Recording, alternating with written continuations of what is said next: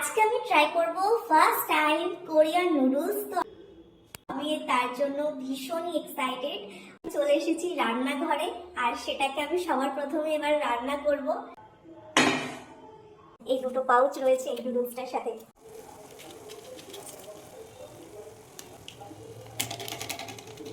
দেখে তো স্পাইসি লাগছে খুবই।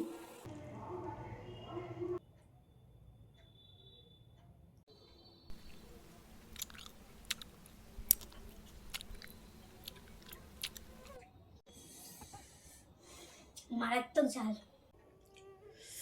বাট খেতে তো দারুণ, অসাধারণ। সিরিয়াসলি পাখা ছাড়া এই ঠান্ডাতে পুরো ঘেমে চান করে যাচ্ছে। জানি না পুরোটা কি করে খাবো।